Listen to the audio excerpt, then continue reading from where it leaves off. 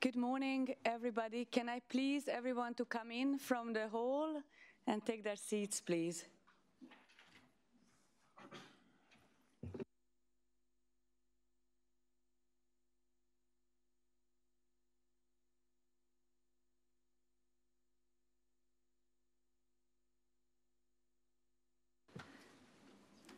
Okay, I think we are going to start this morning. Welcome at the Geneva Peace Week on this very interesting event that the colleagues and the Global Community Engagement and Resilience Fund, in short GSERF, has put together, titled Breaking the Cycle, Engaging Survivors and Former Extremists to End Violent Extremism. My name is Lila Shumitsky-Logan. I am the Deputy Executive Director of GSERF and the Head of Program. Welcome to my colleagues, former colleagues, and everyone else from UN, from missions, but very most importantly, all colleagues from Mali, Burkina Faso, and online also from Niger. We are going to start with a small introduction. I just would like to tell you a little bit about GSERF and then about our program in Africa and then specifically in the Sahel. Then we are going to have a debate about whether it's useful to have rehabilitation of ex-combatants or not. Then we are going to hear from our distinguished panel about their testimonies, how they have experienced rehabilitation and reintegration. And then we are going to move to the Q&A session. So I believe this is going to be a very exciting 90 minutes. Please keep your questions to the end. We will have time to ask those. So GSERF is a global fund that have been established about 10 years ago. In fact, we just celebrated our 10th anniversary. We are a grant-giving organization, which means that we give grants to local civil society organizations across now 25 countries in the globe, with the objective to build community resilience against violent extremism, radicalization and recruitment. In Africa and the African continent, currently we have 69 grants in 11 countries worth of $55 million. Imagine these are going to some really small grassroots and community-based organizations. It's a huge value. Overall, in Africa, we have had about 2.1 million beneficiaries. And just to give you a couple of numbers from the Sahel, GSERF has supported 500 detainees who have been held in prison and have been going through rehabilitation and reintegration process. We have also supported through our civil society partners about 157 repentees in Niger, 200 survivors in Burkina Faso. Importantly, we are going to use the word survivor and not victim. So please just note that they are active makers on of the change and of their life, and about 225 survivors in Mali. And we have the absolute privilege to have one of the survivors and two of the former combatants here with us today, and we are going to hear from them firsthand. Just to say that this event, GSERF also has a platform which is called the Global Action Platform, which is a network of over 360 local civil society organizations from these 25 countries with 6 working groups, and 2 of the working groups are currently represented or here. One of them is the social cohesion that is co-chaired by Mr. Alou, and the other one is the de-radicalization in prisons. And why it is important, so imagine civil society organizations are exchanging knowledge, experiences, good practices from Mali with other organizations in Indonesia or in the Philippines or in Kyrgyzstan. So it's a genuine platform where civil society organizations can talk to each other. So without further ado, I suggest that we are going to start with a debate about whether it is important to do rehabilitation of former combatants who have been engaged in terrorism or terrorism-related activities, or is it a lost cause? So the debate is going to be between two government officials, my colleague Kevin Osborne, who is leading all the country programs where we have active grants, and myself, who is another government official. So, Kevin, over to you. What do you think? Is rehabilitation working? Well, all I know is that if we look at somebody who commits an act of terrorism, they're criminals. They need to be brought to justice. They need to be punished for the harm that they've caused. And if we work on rehabilitating and reintegrating them into communities, aren't we simply overlooking the harm that they've done to the persons in the communities, that they've done without any regard of those persons' families, of the responsibilities that they have? It's heartless. I understand your point of view, Kevin. I think you're absolutely right. However, I do believe that rehabilitation is an absolute key to engage people who are already serving their sentences and provide them with a platform or an opportunity to change their way of thinking. And by engaging, you heard, these organizations have been already working in Mali with several hundreds of detainees. They understand the psychology of the people. They understand why these people joined the various non-state armed groups and terrorist organizations. They understand the psyche. Therefore, they can also find with them the answers and address those. Well, that's a really good point, Leila. Understanding the psychology of a terrorist sounds like it has a lot of value. But will these people ever really tell us what's going on in their head? Can we really understand what motivates a person to commit an act of terrorism and then address the root causes that are associated with that? My main concern is that these people will tell us whatever we want to hear to make us think that they've been rehabilitated, and then they're just going to commit an act of terrorism again. In my government, we call it recidivism, and it's a serious concern that we have. I understand where you're coming from, Kevin. And I think you are right. The engagement has to be absolutely long-term. We cannot just rehabilitate someone in 3 months or 6 months. And it's not only the rehabilitation inside the prison, but also we need to follow them, and that's what our partners are doing, following them once they have exited from the prison and helping them, providing them with various opportunities. And let me tell you how it works in practice, and then we can hear it also from them. So inside the prison, over months and months, they are engaging with religious leaders, community leaders, discussing what has motivated them. Once they come out, they seek pardon, community pardon, they repent. And these are qualified officers that are assessing their readiness, whether they are ready to be released, and whether they are really genuine about repenting their wrongdoings. Once the community pardon and the repent has taken place, then they start to work as a bénévole, as a volunteer in the community on infrastructure rehabilitation. So members of the communities can see that they are genuine about their repent, and we are following them. And if someone is not genuine, that goes back straight in the prison. But let me tell you that so far what we have seen, there hasn't been any case of recidivism. They have been quite genuinely going through this process. That doesn't mean that there cannot be recidivism, but isn't it important to try to give a chance to hundreds of people for repenting and starting a new life? Well, those are all really good points, Leila.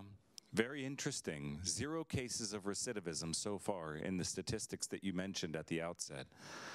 I can't say that I'm convinced, but what I can say, is that if there is a way that we can resource this, if there is a way that we can identify the right partners and ensure that they have the training that government workers in my office have the training to deal with these individuals, then maybe it's worth a shot. So I guess I would say I'm willing to take the risk. I'm very pleased to hear that. And this is exactly the role of our civil society partners, that GSERF funds such as Think Peace, UFC Dori, that Guarca that are represented here. They are the ones that are providing this training, for instance, for the officers in the incarceration facilities or the social workers and so on. But there's just one more important point that I wanted to mention to you, that engaging the former combatants is not enough. There has to be a lot of work done with the survivors, because it's at the end of the day the survivors that needs to forgive, or even if not to forgive, but to accept that these people are actually coming back. And that's why our partners are putting a lot of efforts engaging also with the children, the women, or those men who have been surviving these terrible attacks and terrible acts of terrorism, in order to bring them together and start some sort of a dialogue. So I hope that this additional argument has been further acting as a convincing factor for you. Again, I'm not entirely convinced, but I'm very much interested to hear the stories of the individuals in the room today and hear from them what their experience has been like. I need to hear these kinds of stories to also get people in my government on board with taking this risk. I need to be able to share anecdotes and share back statistics. So I'm very keen to listen to their stories. Thank you, Leila. Thank you, Kevin. So with that, let us come to show first a poem, a slam poem that has been one of our beneficiary, Miss Valerie Barry, who has put together, and she will speak about repent, forgiveness, and the second chance. That is a key words that are extremely important through this work. Please. L'erreur est humaine. L'être humain est fragile, surtout enfermé entre quatre murs. Son mental tel de l'argile, mais la détention reste une cure qui rend le détenu social le temps d'une rééducation pour qu'il comprenne qu'il est mal de commettre des violations. L'erreur est humaine, le rejet est diabolique, le passé est une chaîne que l'intolérance complique. Quand la justice est faite, le pardon doit suivre. Aucune âme n'est parfaite, nous sommes tous en sursis. Les détenus ont déjà souffert, ils méritent des regards doux. Pas de jugement tortionnaire qu'on jette au ras de goût. Ouvrez-leur vos cœurs, ils ont de quoi vous prouver que chacun peut faire des erreurs que les autres aident à corriger. Alors que tous s'y mettent pour une donne inclusive, l'accueil est déjà une poussette pour éviter la récidive. La formation fera le reste, l'accompagnement est une nécessité. Pour que notre soutien s'atteste, il faut une vraie solidarité. Leur trouver du travail qui leur assure des revenus, que la tolérance soit au gouvernail de la réinsertion sociale de tous les ex-détenus. La détention est un accident de parcours. La réinsertion doit être une ambulance de tous les jours.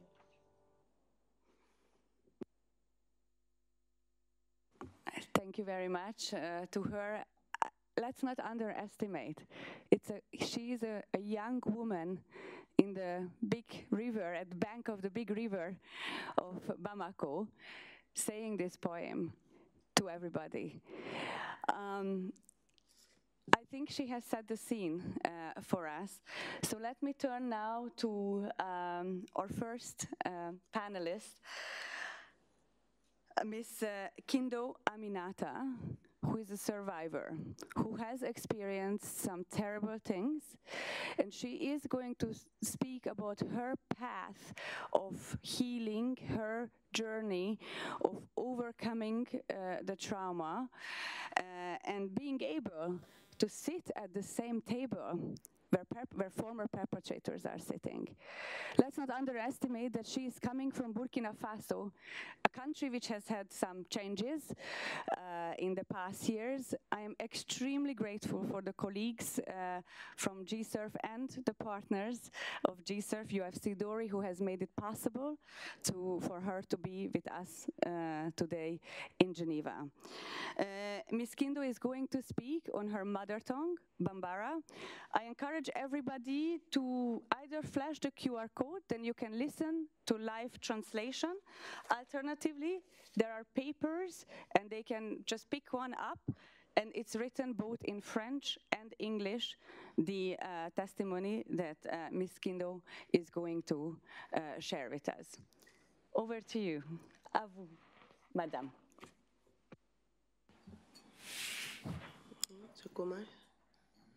Oui, je m'appelle Kindo Aminata.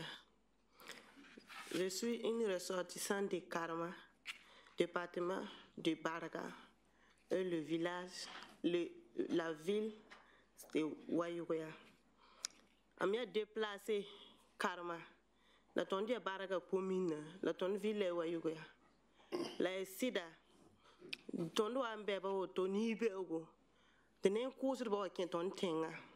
Zad burado, ba wan tan ketenga. Bapa bastma ye ne ba kubo bale ya sida te ba ku ye ne ba halin sidisa ba wa ibe go 6h du matin 14h la ba yitenga ye le ton ti tondi ya sida te tondi ba ku ton sidi ban sawa to na yis ton mo sa ton na wo yu ton si lik sora pa ina ne ta talla bilu bilu fum pa man tawgiyo de sin tawgiyo me pam zin singanda menga togo pam ga so na materes do te de gande mam yikni be on get sava pa mam nan diga action sociale nan to ko miniga bam zuloyega action sociale de sile mam na bare mam numéro ndigele so wa en cas de cas action sociale wa embol mam ta ba contact mam ni projet prévenir lemba de prévenir lemba yel mam de mam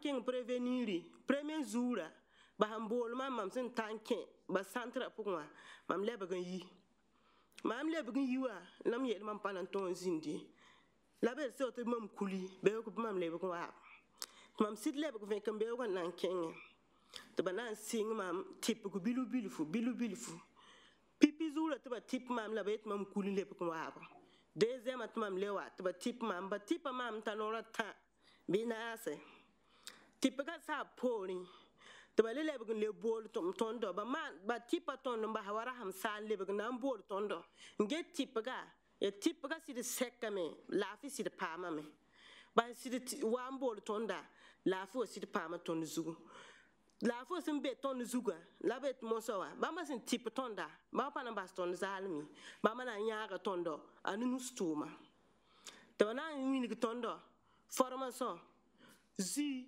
akeke kalako ba sin ni tondo formation yes soma ani tondo formation yes soma to ba le ko tondo tuma tedo to ton na le tu sigil tumda ton le ben tu sigil tumda tara nafre halu usukuni tondo tumda nafra tondo rundo tondo be tumda zuga mamenga sinzi wotowa mamenga to nwini ki tumda asid nafa mam halu usuko la bani ngenda tar tonda sempa prévenir baba ret fe king lo tirin tu tipe ligi dambala fana nyaka kai o panga panin sigie la bamba tipe tonda pa ligi la tondo yakon ko batiba tipe tondi e zalm la batipe ni tondo tip son si pam la fu to le ya na ko tondo songre de tondo le tum pam yidigi di suloise ringa ton pousse da projet prévenir ma barka ni bani sin le keten songre ba to ba songre tonda baremba le keng panga ni daure en songba to ba ketin songre tondo to walla tondo ni banaga awaw game tondo sin woto tondo ma menga sin zio man pam lafi be na mam ba ni da menga sentar yelle ma menga toymen tukun minige sosne sosoga ninga ba sosne mam tip mama ma menga toyen to sosne halti somane saba mam zika wotowa worundo woto sende an ler ninga mam de yiti tonten wa mam da pa toyen le zindi ne ba soko tangumi voilà.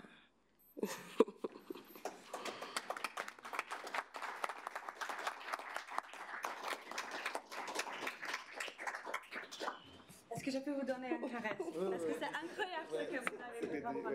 Merci.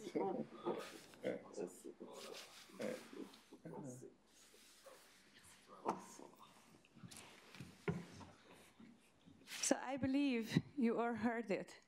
There is an incredibly strong woman in this crowd here today. And I believe that this moment here is just unbelievable.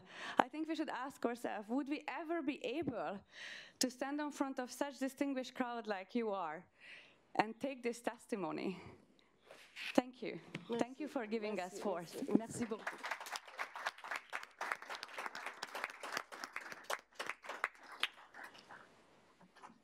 Let me turn now to Mr. Mahamar Ahmidi, who has been once part of a serious terrorist organization called JNIM that is still very active. Mr. Mahamar has gone through the process, and we will hear from him, also in Bambara, of his testimony, how he has came about the change. Over to you, sir.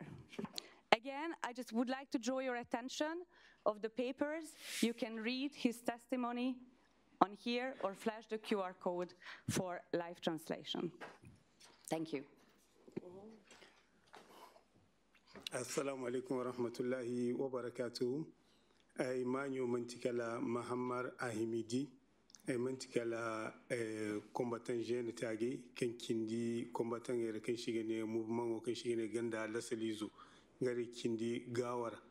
Donc atini kay go mouvement ora agi tingi chef opérationnel da wongo gati taka fonda wongo gati malla bore ga goro ay ga wajin kul agi nomi dabarishi wodin dumaga da bore ga koy wongo agi no magari she ima fatta hakoy wongo ti irkindi wodin dara hala hanfo ir commandant de zone ashino donc ana ngadogo ana noyene ayna formation fu doa kanti koyro fo gono kan koyra bori ishi alkashi bani she ishi irmurade kirga bagi ishiti ayna bore samba imo koyra din bori guna bore keni katari kuina koyra bori guna ina wiyan da zanken gini niga ina zanken da wayedin ini kulwi iye kate borfo gira bor alambe ga nena kan koyra kan langi koy wokan iddu alhaballa nda wokan go koyrara iga mora kere ngibinde bore kan koy ina bore kulwi iye kate zanka nda wiyan niwi wodin akinde la kalora da iga kani aiga honga bore din kiniwi hanfo ayne bore shage hunde ayne kabeka ay koy goro akinde wodin la iga kyow ayga bore honnandi hala irko talate jira Jacques aka ana shintinka formation te bore sheken be kamal faza wodilla ay hurira donc ay dungi formation ay din ay formation ay te ay mo ay ka ay kyow ay te allimam ay gir bore karcha bore kalle go gi jingarande gi wazu ale du jiri hunde kalle go hutubate donc ay ka ay te jira Jacques chez ambassadeur kanga bore hongandi ka bore kebe erero kalle kan hasara kalle kindi zanka bune da jene kan gono imash koy kan wodin dumora ayna wote wati kul ngare go jirajak aga irfaba wodin dumaga irkindi wodla halaborenka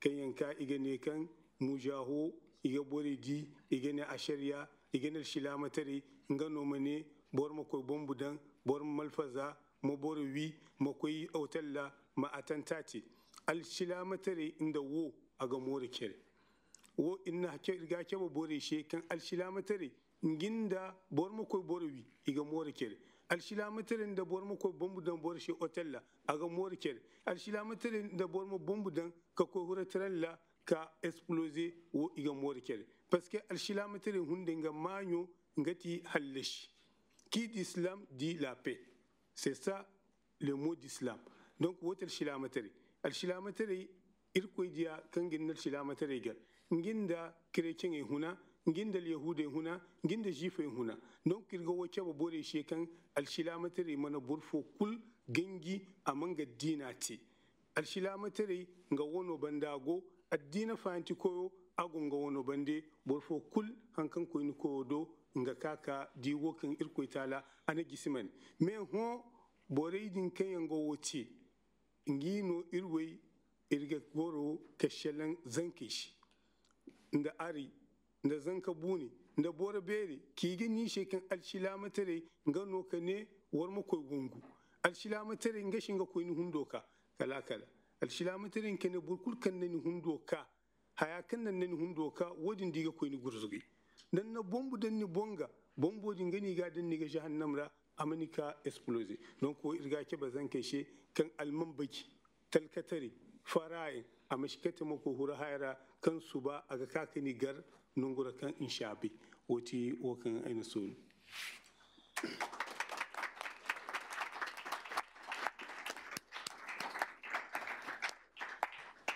Mr. Mahamar, thank you very much. Merci beaucoup pour cette testimony, pour ce témoignage.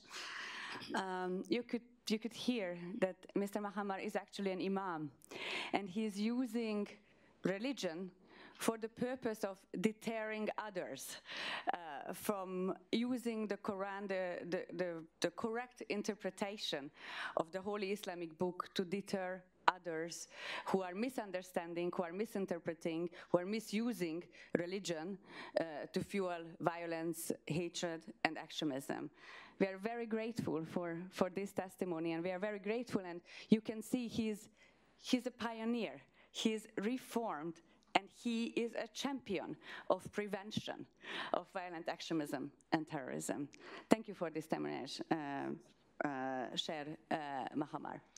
Let me turn now to our next speaker, Mr. Maiga Ibrahim Mamo, who has come all the way from Mali, and he has also been part of JINIM, mending checkpoints, exhorting people. And let's hear now from him about his journey of change, his journey of repent. Mr. Maiga, à vous. And excuse me, I just want to say, interpretation, there's no interpretation from Songhai, the language that our colleagues are speaking. Apologies, interpretation only is from English to French. So please use the papers to read the English or French translation of the Songhai. Thank you.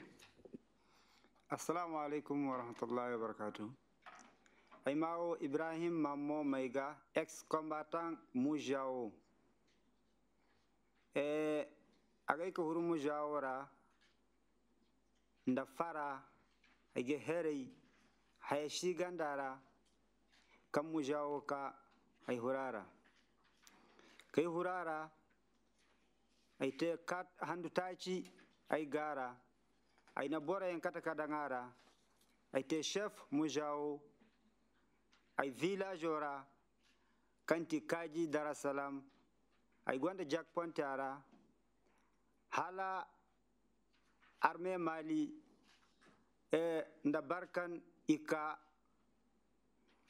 I hun koirara, I dira, I koi nungufo, Kika, Inahaya Lalente, Nabori Kar, Nabori Borembu, Nahaya Lalente Borishe, Kanshibori.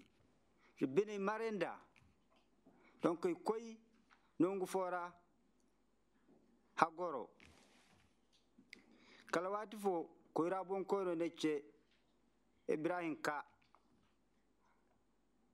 ka irma gorka shalang nda wokan wannate ashboli kaka yeborira ninda bore matefo ayne ma bore ya ayma aygoka ayka ay turashe handu fo bandaga ir shalang ir wafaku ONG foka Timpis avec Zara Jacques avec GSERF irka gochara bande sensibilisation violence pour les femmes avec les enfants wokin irgati ashbori ne maya firshe irgo kinnate lala ne so irgo chara bande irga gochara bande har ndongo kallirgo amma bore ma fara here ka bore dangara chita shibori kan hinogite wokato bore hurara goy kulshino kan bore gate donc takawo no ka bore dang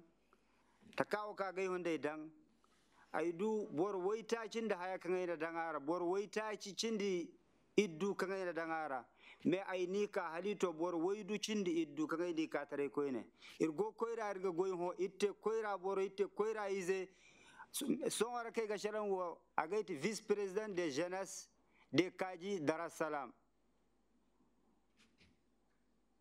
Donc ayga irko sabu sumori bandaga Team Peace avec les Jarajak avec les GSRF ay girko sabu sumori bandaga woy kanne lakkalo kate pour que ye hinka ye bore bande inde mate fo irma hanga cerin honaro maduka boli bor wiyen shi boli bor karen shi boli bor toñi shi boli inna wodi nan a sheko ina kate ko inshallah.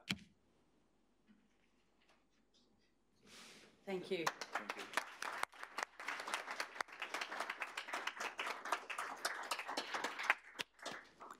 Thank you, Mr. Maiga, for this testimony. And I just would like to point out one important thing, that there were years when Mr. Maiga was drifting, neither belonging to the community nor belonging to a terrorist group. Now, if that point he would have been captured by a terrorist organization, he would have been a great member of that organization. So he has been very lucky to be going through the process and meeting organizations that have provided him with an alternative to be part of a terrorist organizations. And again, you can see he is a champion. He is a positive agent of change that are motivating others to come out, to reconcile, to do community projects, working for the community through environmental projects and others. So really thank you for sharing your testimony, Mr. Maiga. Let us now take you to Niger. Unfortunately, Mr. Mamadou Amadou could not be with us here in presence. However, he has kindly recorded his testimony for us, which we are going to play now. You can see the French on the paper, and there will be English subtitles on the video. Dai sine sekal Mahmoud Muhammad ay fun torodi ay gonda jiri waranza ay gonda wande hinka da izefo kana sintin ko saji jiri hinza na ite saji jiri hinza ora kana igado ina sekal Abu Hanifa Nusratul Islam non kan irgo wala irgo bankilare gruppo de jiri hinza na ite ay fatta yon taji il fatta il koy dolbel il fatta il koy mamasi ayaru sevene kena fo bankilare mbono il fatta il koy to dalilo de kan konda ine al silam tare ay koy wodin magasi inshallah wodin no konda to wallahi wo kan se ay koy ay garmanti adin kana fatta ira yekkane wala to yekkayano dey sadu yonte sabila kanaika filda hammayon hammanir se to filana assalamu alaikum iner cieson almateno aran mayno gakkoy mayno sikkoy warkan gakkoy amaci warkan sikkoy amaci to ir jama ir kul bobo irne ir gakkoy jeral jama ane asikkoy to aywo de ayne aywo ay gakkoy kan aymo ayka alhamdulillah ay maka yon kani aya kanesi ay kaneo ay hijit ay tewandi hinka adinga ay mani ay ma itkoy sabu mannan fono sona bormane de jiri hinsa bormane jiri hinsa 2022 no igane ala newo kan za ayaru soje no ne sambu kalaika ine zumandi nyamene ne dan hammayon da sadon kambada ay deza ay ga sadon bay ay ga mandu ine sambu zanodi ay me ngaro ko linge nana yari kal ikande ay nyame ikande ay sadon kana ay go saji kana ay kane o nafano ay bisa kadu nafane ay duneo lakkal kane ay kani ay hanhari ay makani ay du arzaka ay tewande hinka al ay zanka sinda bani ay ga safar alay wande sinda bani ayga hin ka safar alay tun hirse ayga hin ay ma dey ay lakkalo goga kan ayga koy jama do bore do ay lakkalo goga kan wallahi porze bore kan isintinki ka irdo irma sintinka ki bede aywo kan za irgo ya hare pavebo ay sintinka di porze bore iga ka irdo iga te irse haykul iga fakari irse iga kande irse hayo imne imete irse fakare wazi on to wodin kul ayga be kan ingeno gogate irse ine iga kande irse musique on ay magor koyrar ay lakkalon kan to halay du jinay ayga goro ay manerandi ay kana ay du ay ma irkoy sab ko burkan ay diaga ba ma koy saji ayga hinka ciase filana saji asinda nafa ni sidi ni koyre ni lakkalo sikani ni si hang ni si nyume ni site haykul ni go dabari fora kan isi hinka te ni se bani sinda bani ni si hinka ka imen safar alcinino isi hinka de ni se ni mahang odin na ayga hinka ne borase amna se hal ni ga ba ni ma ceci koyrara ni ma du goy ba handu kul zambar fono igin bana ni lakkalo ga kani ka bisa ni go sajora ni sikoy kin nya nafa ni sin baba nafa odin na ayga hinka bora yamara to hay kan ayga hinka ci sede danga honkuna o bore kul a follon hasaradin kan igogate asiga iwone nyeze nafa jam ni wi ay se ay mo ay gawinis ya dinga lakkal halka son amante irma yekka cerbande irma tenya fo baba fo nima fun koy sajora nima kakin muradu te koyrara boran koy saji am ga muradu te abisa irgo ga cer te yacine nisiba ay madini ay mo ay siba ni madi ay hal ay jinka dini ay gin te hay kan sibori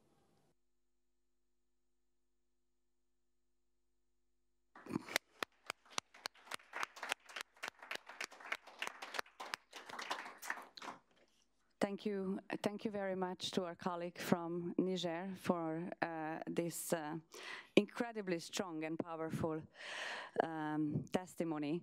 And you can see how civil societies are playing a key role in cooperating with national authorities to provide them with a second chance. And we are incredibly lucky to have two of our civil society representatives now at the table and also at the chairs here who will have the opportunity, you will have the opportunity to talk to them.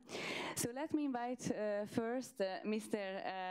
Alou Abdoulaye, who is also the co-chair of the Global Action Platform, which I have explained to you at the beginning, the Social Cohesion Working Group, bringing a lot of other civil society actors together to share, to exchange lessons learned and good practices. Mr. Alou, please tell us about the program that your organization, RECOPA, is supporting. À vous. And now, je pense que vous allez parler en français. Alors maintenant, il y a la traduction. Si vous voulez if you want to scan the QR code, please do. Thank you.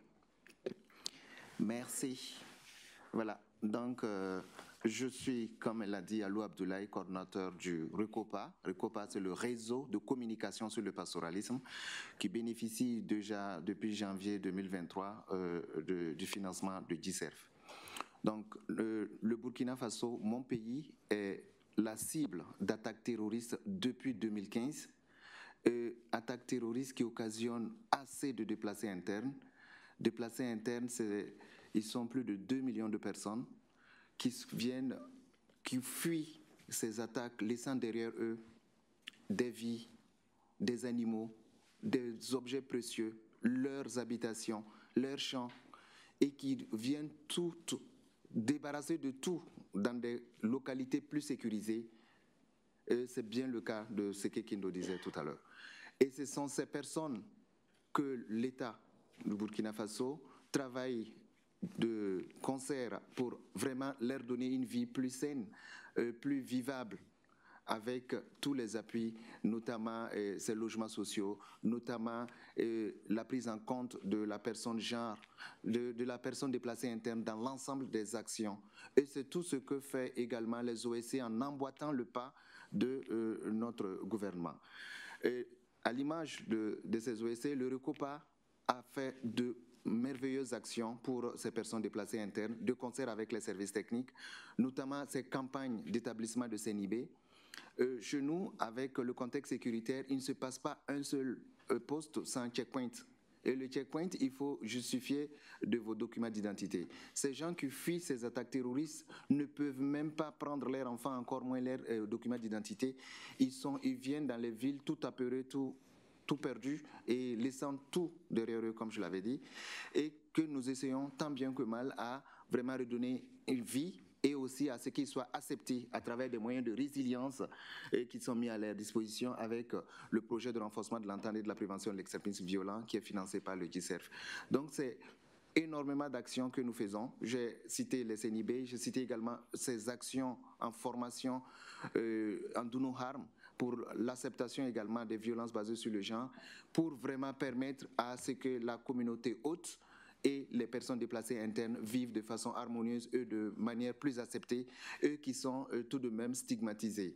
Je vous dis aussi, je parle également, je suis Alou Abdoulaye, je suis un Peul, donc pour beaucoup, cette guerre c'est des guerres ethniques, mais je vous dis, dans les rangs des groupes, vous avez vu les collègues qui ont déjà intervenu, vous retrouverez tout type d'ethnie à l'intérieur. Il y a des Peuls, des Mossi, des Dogons, il y a tout le monde se retrouve dedans. Donc pour dire de lever la stigmatisation dont est victime certaines personnes déplacées internes et certaines communautés n'a pas de sens. C'est plutôt de les accepter, comme l'a dit la vidéo. Il faut les accepter, il faut les ouvrir nos cœurs pour que vraiment ils aient également, et on les utilise également pour faire des sensibilisations et pour arrêter ce cycle infernal de l'extrémisme violent. Je vous remercie.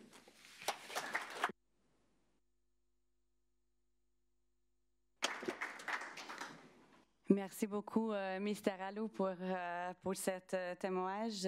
Thank you. And let me pass now to Miss Laura Umu, who is the program coordinator of RECOPA, and she's working really in the field every day with the various actors, both survivors and repentees.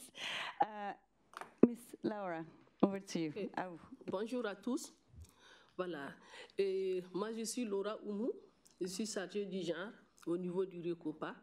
Et je vais parler plutôt des personnes durablement touchées par cet extrémisme violent, qui sont plutôt les femmes qui sont les plus touchées. Et quand je prends par exemple, puisque dès qu'on arrive, c'est les hommes, on cherche à éliminer, et puis les femmes et les enfants sont dans des difficultés. Et je prends l'exemple de ma commune qui a été déguerpie depuis 2019 et qui sont partis d'une seule journée et ils étaient prêts pour la récolte. On est venu les faire sortir juste la journée où personne n'a rien pris parce qu'on te dit tu restes, on te tue. Donc ils sont partis comme ça, ils se sont retrouvés dans le chef-lieu de la province où ils sont des déplacés internes, ils n'ont plus rien, ils ont tout laissé derrière eux. Et d'autres sont traumatisés parce que même si la personne jette de l'eau, elle saute, elle pense que c'est l'arme qu'on tire derrière elle. Et moi je suis métisse d'une maman Peul et papa Fulsé, deux ethnies qui cohabitaient ensemble, mais je vous dis qu'il est arrivé au moment où je me retrouvais avec mes deux nièces chez moi à la maison, côté paternel, côté maternel. Mais ces deux, c'était la guerre dans ma propre cour. L'autre dit, c'est vous les Peuls là qui sont des terroristes. Et l'autre dit, non, nous aussi, l'autre aussi dit que c'est vous les terroristes. Et chacun se défend. Non, ne me dis pas ça, c'est ça, on a fui et puis on s'est retrouvés ici. Mais malgré ça, les deux étaient chez moi à la maison. Puis c'est côté maman, côté papa, et ils se retrouvent chez moi à la maison. Donc, pour dire que les plus touchés vraiment, c'est les femmes, les enfants. Et les femmes se retrouvent dans la rue souvent pour balayer la terre, pour avoir à quoi souvenir à leurs besoins, pour couper des bois vertes dans des services même pour aller vendre et passer toute la journée à quémander, à faire des travaux domestiques où ils sont moins payés, mais tu es obligé de le faire pour avoir à quoi manger.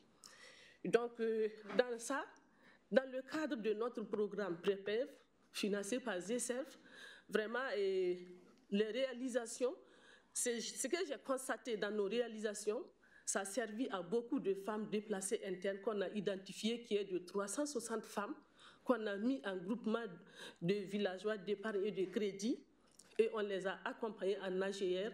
AGR, ça veut dire, en AGR, ça c'est les activités génératrices de revenus. Donc voilà, ça les a permis vraiment de faire quelques activités, parce que tu vas croiser une femme qui ne peut pas avoir 2000 francs CFA pour payer de l'arachide et puis pouvoir vendre et puis avoir quelque chose. Donc ces femmes vraiment, quand elles sont rentrées dans ces activités, ça les a beaucoup aidées. Je ne sais pas si...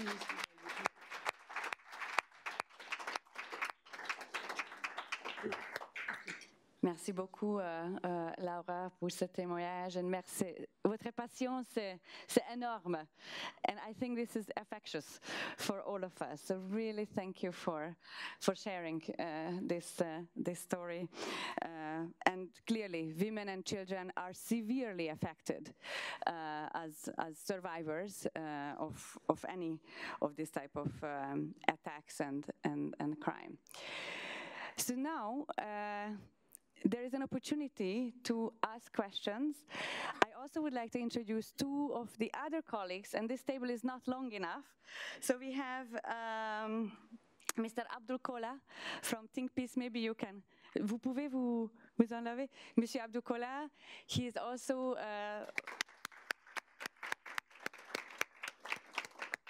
one of our leader of or civil society partner of Think Peace, and we had the opportunity to meet in Bamako during one of the visits into the prisons, where we have been looking at the program concerning the rehabilitation of ex-detainees. And we also have Herman from UFC Dori, from Burkina Faso, who has been accompanying the colleagues from Burkina. So please, colleagues, feel free. We have a microphone. Just raise your hand and pose your questions in a sensible manner. Oh, Maman? Ah, yes, right. Sorry. There is one more colleague online from Niger, from Guarqua, who is another partner of GSERF. So if you have a specific question related to Niger, then you can address it to Mr. Mama. Please, maybe introduce yourself and the organization that you represent, and then please ask your question.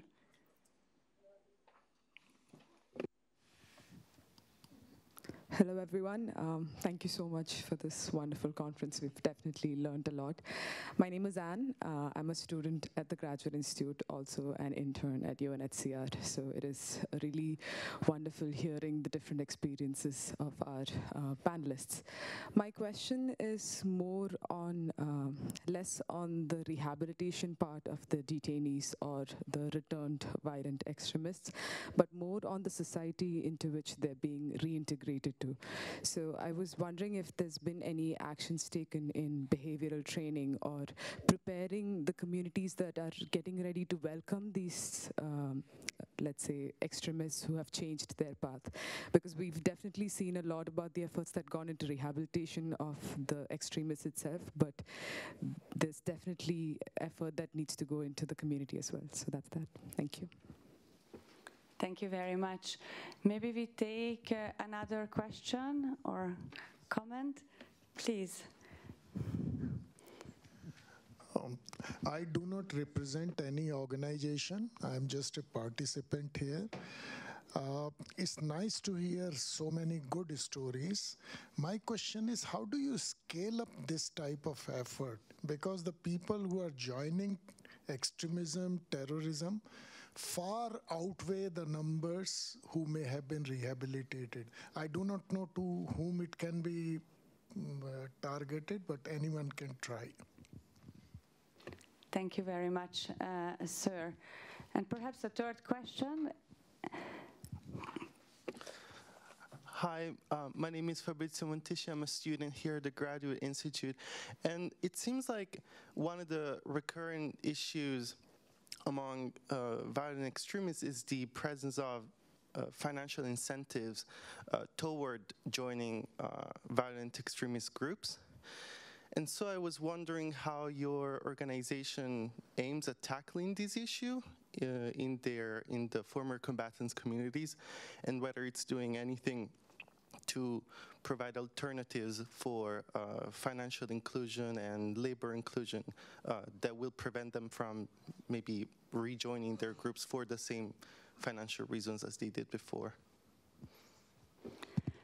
Thank you. I believe the questions need to be translated, so I don't know, maybe Mukhtar, you can do that, and then, yeah.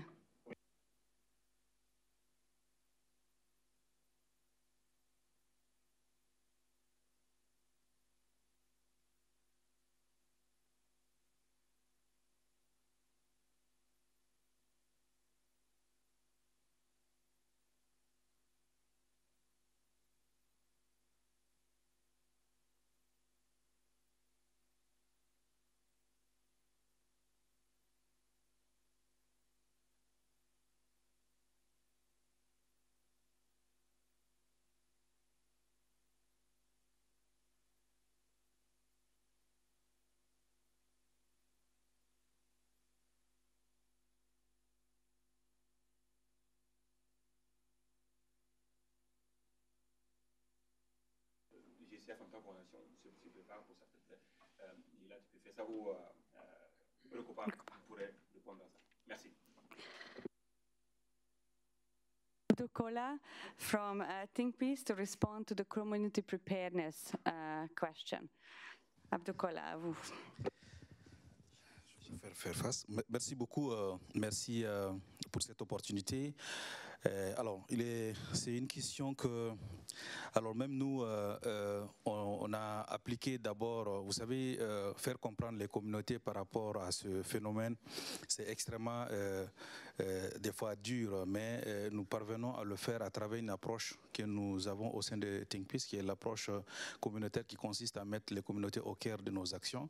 Pour ce faire, vous savez, comme l'avaient dit mes deux bénéficiaires, c'est qu'au départ, ils n'étaient pas du tout acceptés au sein de la communauté, vu qu'ils étaient dans les groupes extrémistes à pouvoir aussi contribuer à détruire les infrastructures de la communauté à l'époque.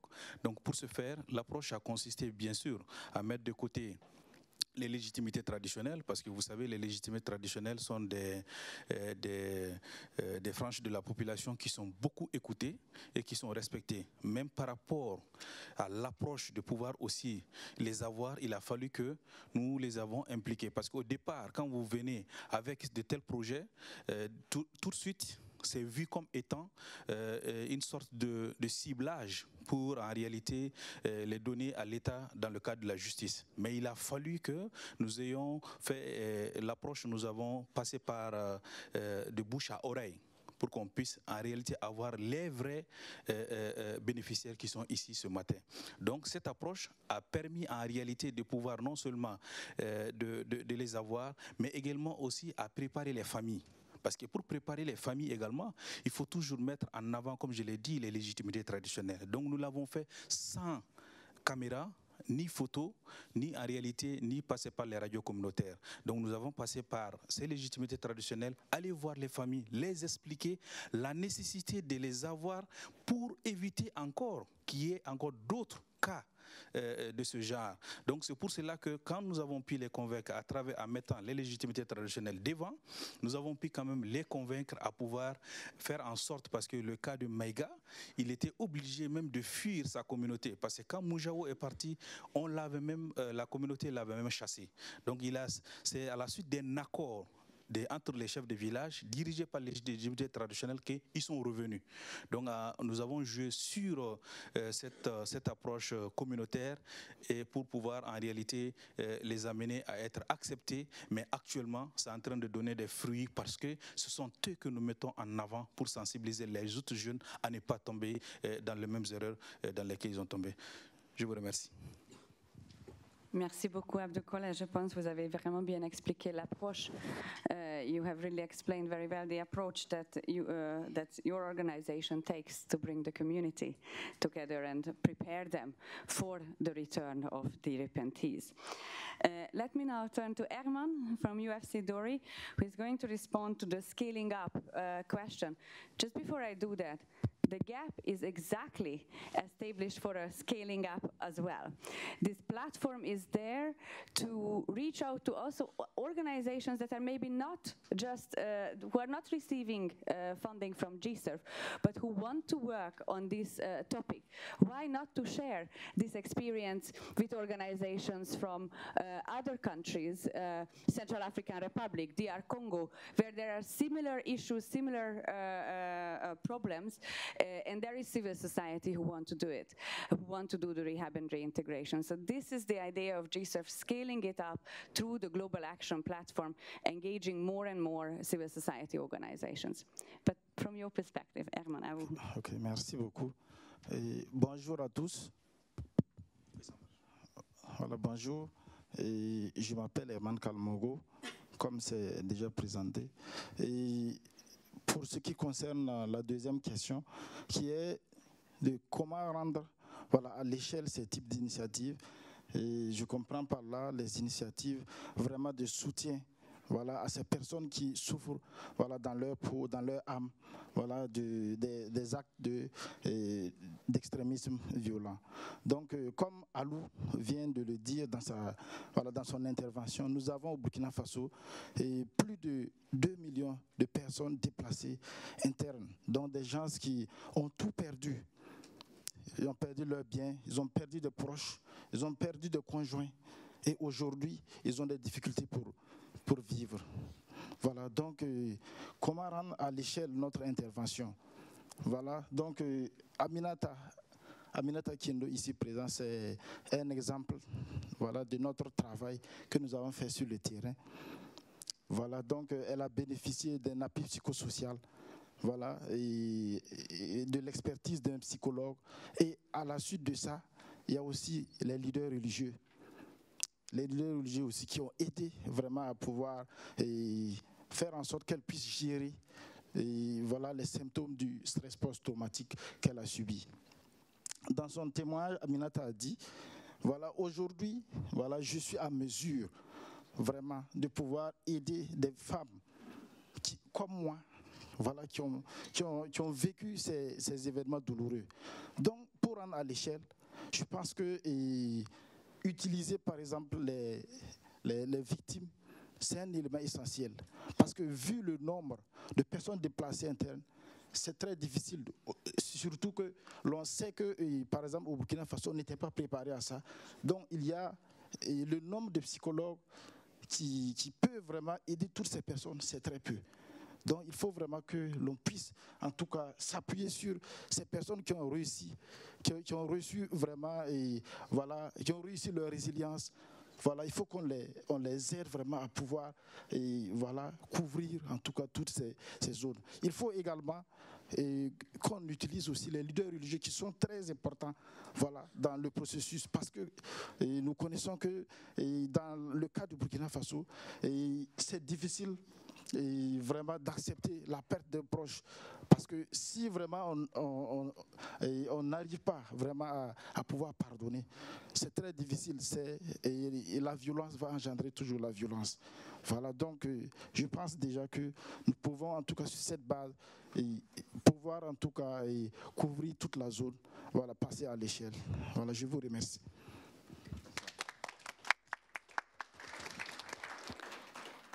Merci, merci Herman pour cette explication how we can scale up through the beneficiaries and the engagement with the beneficiaries, exactly.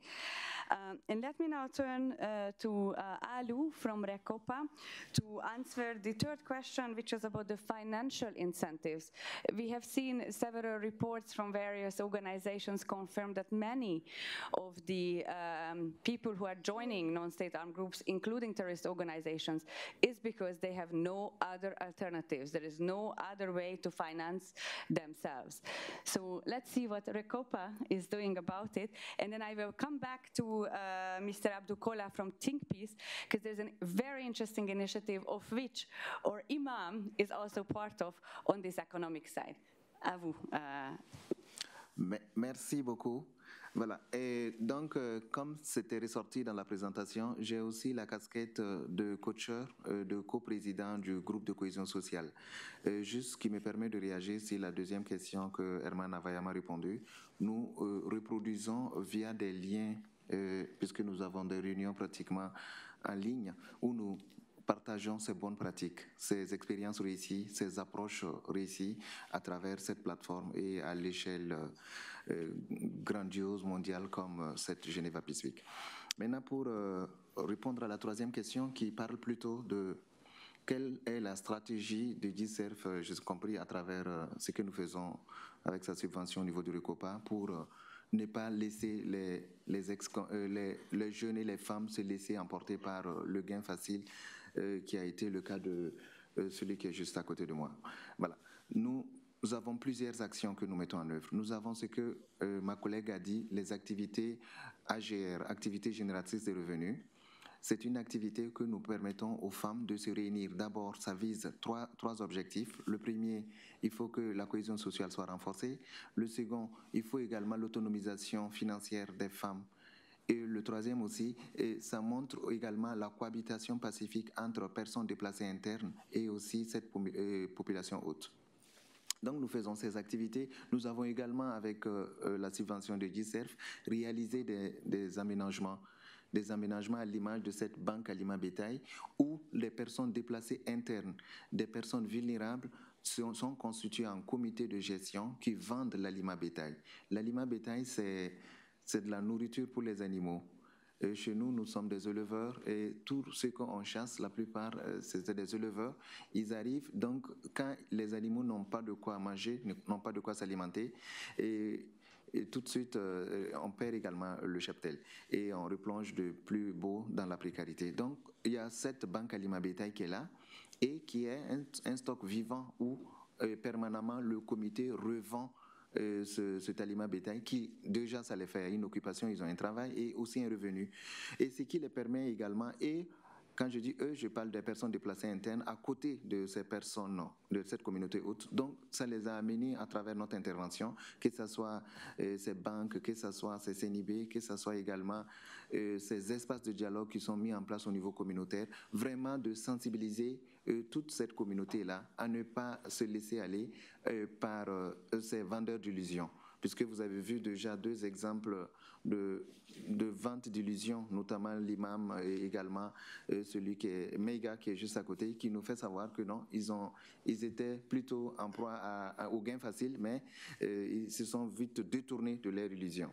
Donc il y a bien d'actions comme ça que nous faisons, des actions également pour permettre à cette filière agro-pastorale de vivre, notamment à travers le balisage d'aires de pâture, aires de repos, qui permettent aussi à ces communautés d'avoir leurs moyens de résilience renforcés à travers tout ce que nous avons pu mettre en place à travers ce financement de GISERF. Donc voilà, de façon très ramassée, ce que nous avons pu faire. Merci. Merci beaucoup. So this was an example by Recopa. Let's see what Think Peace have been doing about the financial incentives in Mali. Ok, merci beaucoup.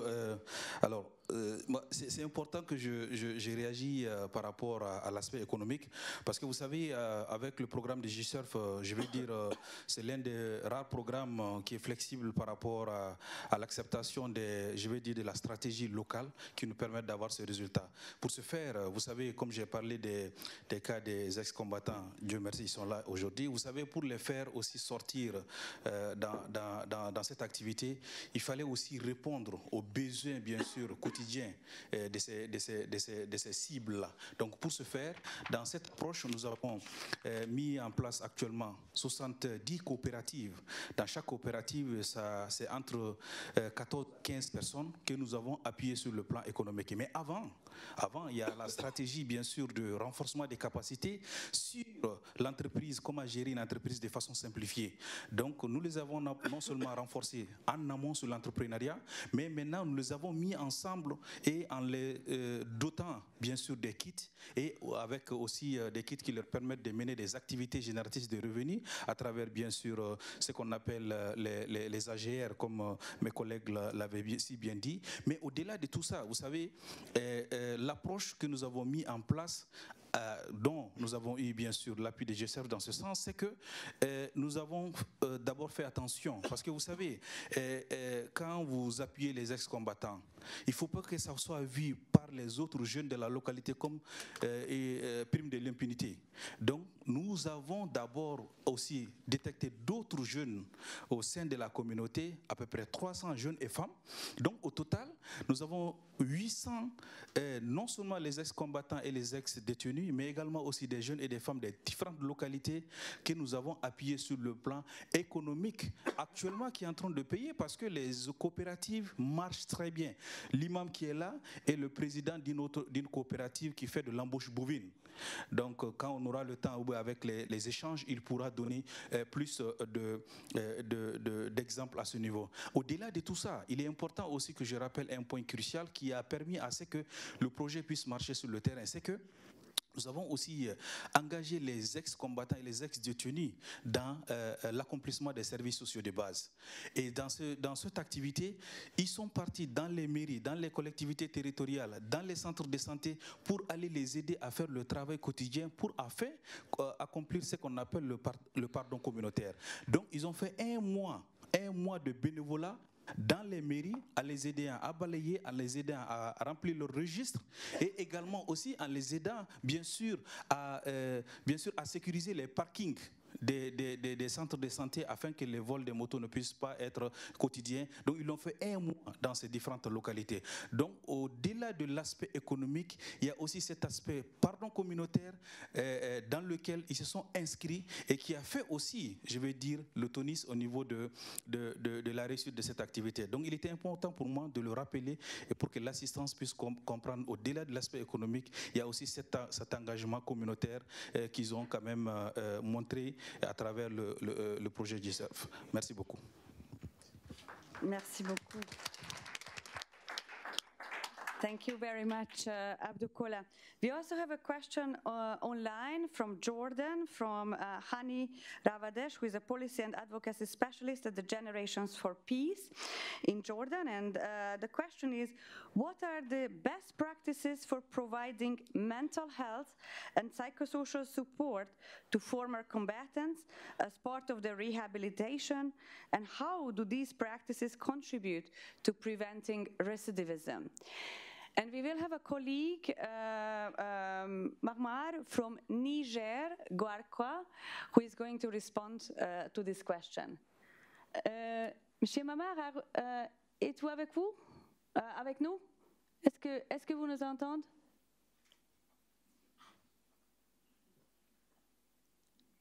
Allô?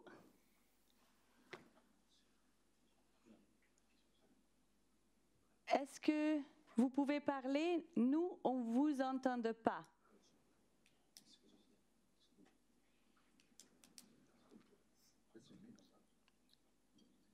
No, okay, it's not possible. I am sorry, it's not possible, but I think let us invite Abdukola, he can respond to this question as well. Ah, peut-être. Mamadou, on vous entend. Allez-y, on vous écoute. Bonjour, là, ce n'est pas maman, c'est plutôt maman, National Development for UNICEF Niger. Maman a un problème technique, mais je vais essayer de répondre à la question qui a été posée, si vous permettez.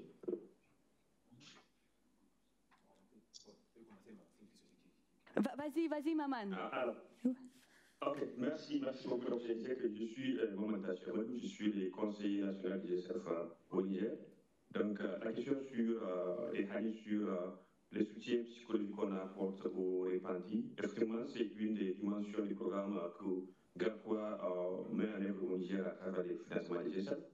Et ça fait partie d'un document officiel du Niger qui s'appelle le Programme national de prise en charge de la réduction, qui consiste dans un premier temps à faire un travail de profilage avec la justice pour l'ensemble des repentis qui décident de se rendre aux autorités, et maintenant à proposer à les mettre à l'épreuve d'un suivi psychologique pour détecter d'éventuels problèmes de traumatisme. Et dans le cas de ces programmes, avec quelques 157 repentis qui ont été pris en charge par ce programme, effectivement, nous avons fait cet exercice-là et on a détecté des cas de traumatisme.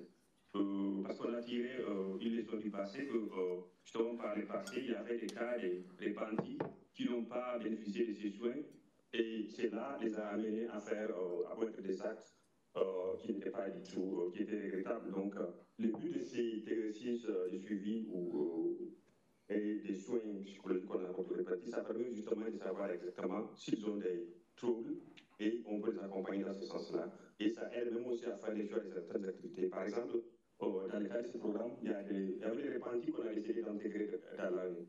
Mais du fait que les rapports a fait ressortir des cas de traumatisme, donc on a décidé pour ceux qui présentaient des risques de traumatisme de ne pas les envoyer dans l'armée et de faire des ACR avec eux, des activités de revenir. Et je pense que ce qui est en train de s'avérer une très bonne solution, dans le sens que les repentis, Mahmoud qui vient de faire son témoignage, lui, il a décidé de faire une ACR parce qu'il estimait qu'il n'était pas à mesure de prendre les armes, mais aussi les rapports de l'évaluation de la santé psychologique, en tout cas, qui lui a été adressé, a justement montré qu'il présentait des risques de présenter un problème pour la société. Donc, on l'a accompagné dans le cadre de ce programme-là. Je pense que c'est quelque chose, c'est une bonne pratique qu'on va essayer, qu'on les partage aussi avec nos partenaires du GSF de la sous-région. Je voudrais aussi rebondir sur une autre question qui a été déjà posée et qu'on a apporté une bonne réponse par rapport à ce qui s'est fait en termes de préparation dans la démobilisation. Effectivement, le programme DDR, de démobilisation des repentis, ça fait écho dans la société. Il y a des jeunes qui n'ont pas pris les armes et qui, quand ils ont une information qu'un programme où les autorités sont en train d'aider des personnes repenties, ça cause un problème à ces jeunes-là. Donc, ce qu'on a décidé de faire, c'est plutôt aussi de prendre en compte des jeunes qui ne sont pas dans la situation, qui n'ont pas allé dans les maquis, de les accompagner. Donc, dans le cadre des programmes avec GACOA et aussi d'autres programmes de GSF ici au Niger, on a accompagné beaucoup de jeunes et on essaie de faire une très bonne communication pour qu'ils comprennent que le pardon est indispensable. Donc, voilà ce que je voulais ajouter très rapidement. Merci. Merci beaucoup, Maman, pour cette intervention.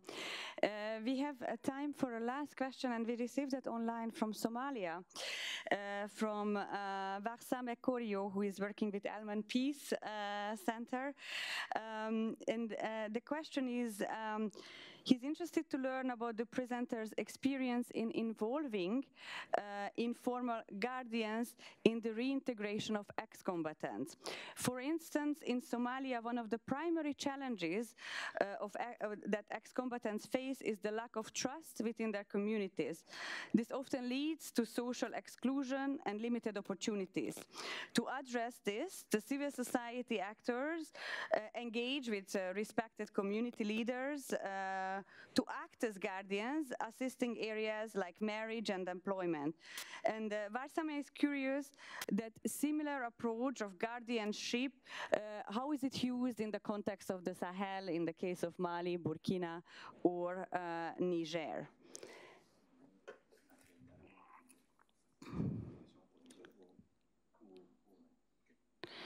Abdukola.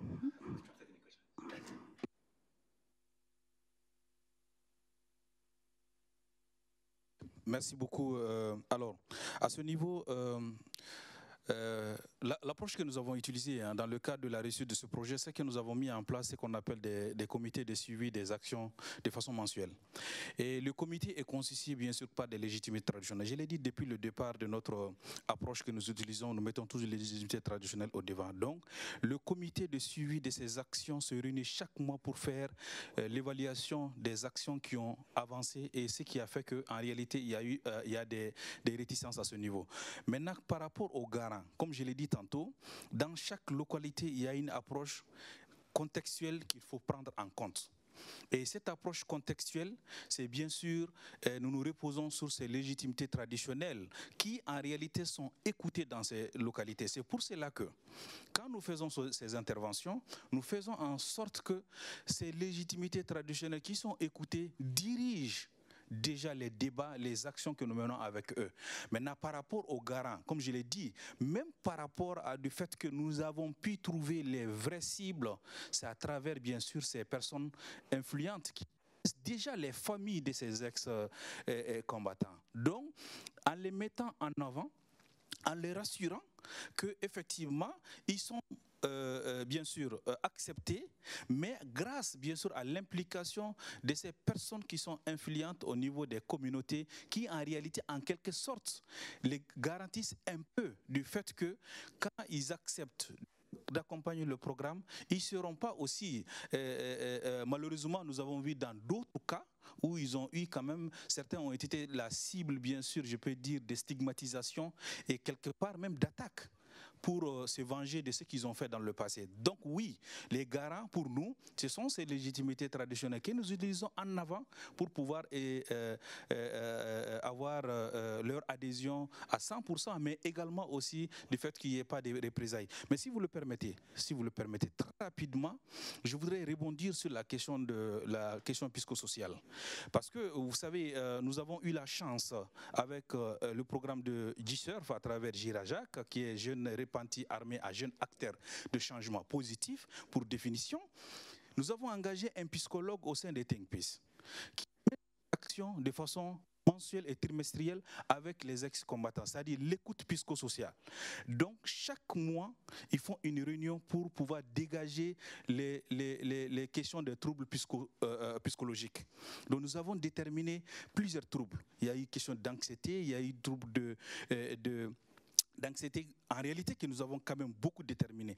Et c'est ce qui nous a amené à mettre en place une approche qui consiste à les écouter. Nous avons mis en place ce qu'on appelle les groupes d'accompagnement psychosocial qui viennent des localités d'intervention. Donc, chaque mois, nous faisons cette réunion pour, en réalité, un peu réparer la question psychologique au niveau de ces... Parce qu'il y a certains, en réalité, quand ils étaient dans les groupes armés, ils ont vu beaucoup de tueries.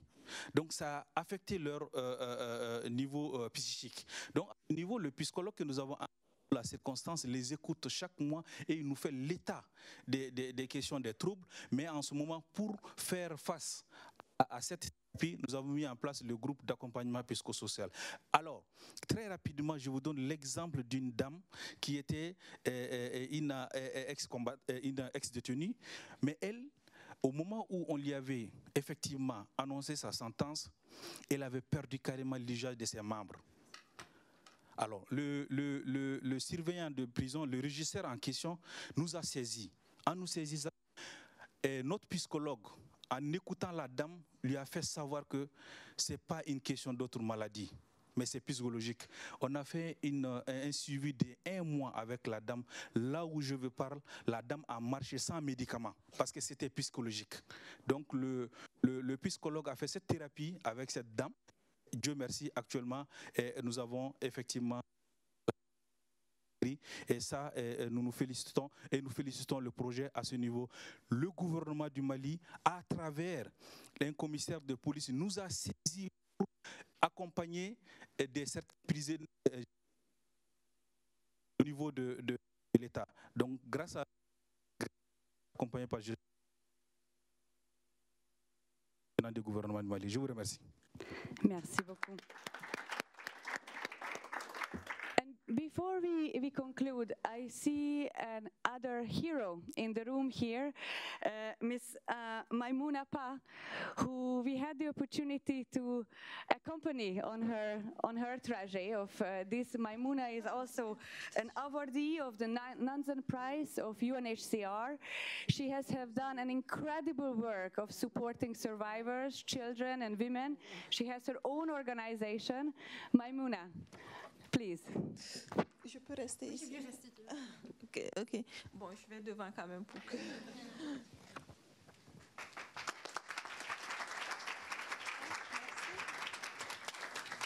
Bonjour, Diambalo. Bonjour toute la salle. Il y a beaucoup de parleurs de français ici. Ok. Alors, ça me fait vraiment plaisir d'être là. Je ne pensais pas que j'allais avoir l'honneur qu'on me donne la parole. Je ne suis pas là pour la Genève Peace Week, mais c'est un événement de GCERF et j'ai tenu à être là pour soutenir cette organisation que je considère être la mienne dorénavant.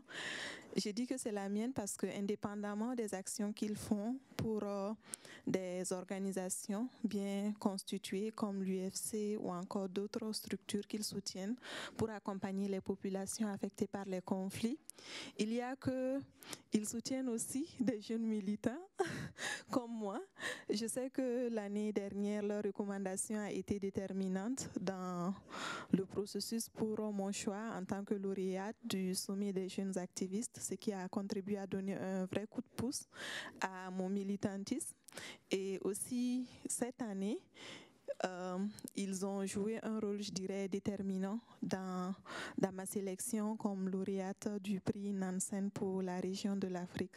Donc, je vous prie vraiment de faire un vrai banc pour GCERF qui travaille pour la résilience des communautés à tous les niveaux.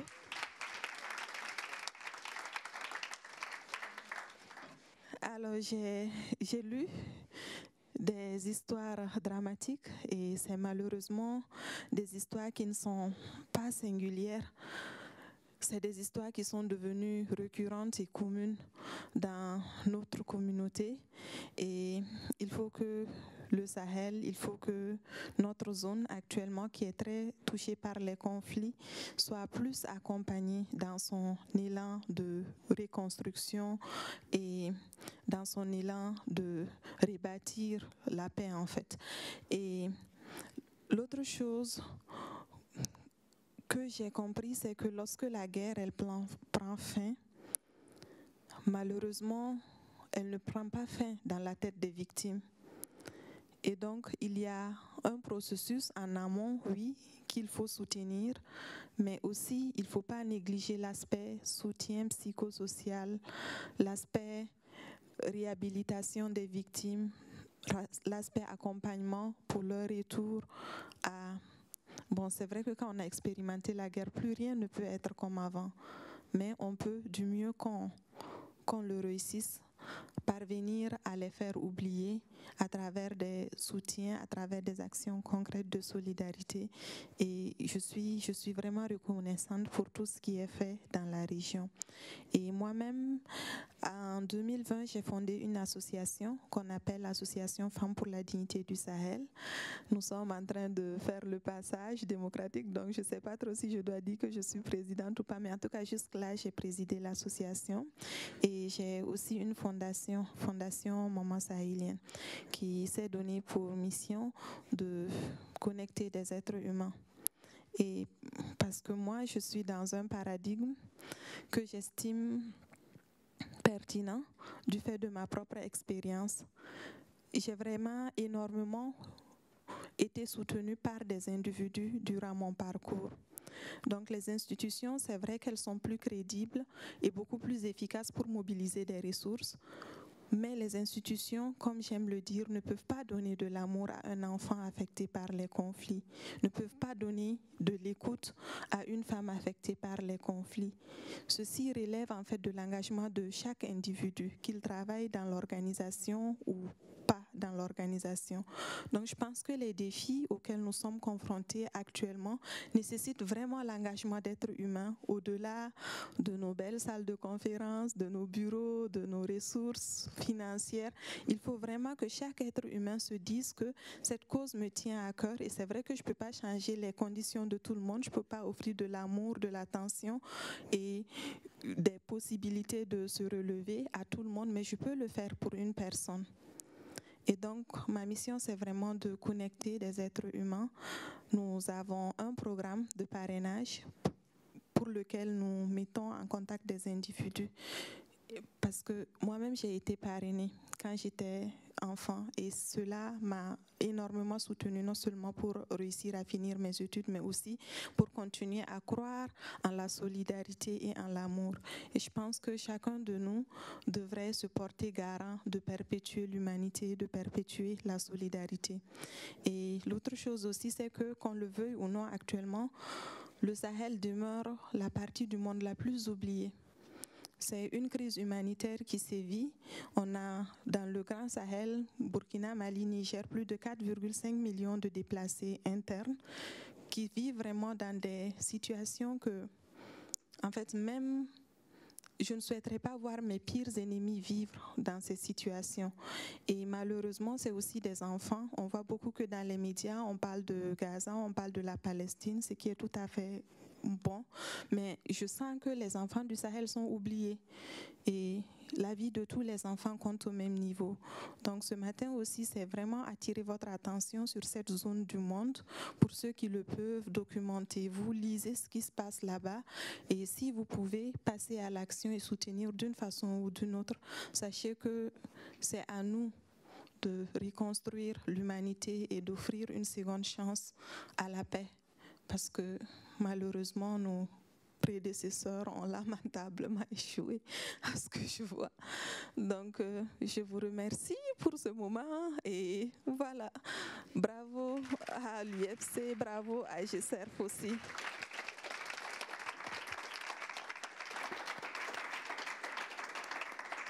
Merci beaucoup, Maïmouna. Je sais que c'était une surprise à donner la parole, mais vraiment merci pour ton énergie et pour ton investissement. Et just for concluding, let me invite Mr. Mokhtar Kane, who is the regional manager of the Sahel for GSURF. He's originally from Mali, and he has been working for GSURF for quite a few years now. And just to acknowledge the support that he has internally here at the headquarters from Constance, Basile, Adriana, and Emmanuel, who are one big team supporting the Sahel team together with the advisors who you have here, Maman, Abdoulaye, and others, Yusuf, Olivier, and Sarah. It's a small team that is supporting these incredible organizations and these fantastic people who came to talk to you today. Mokhtar, over to you.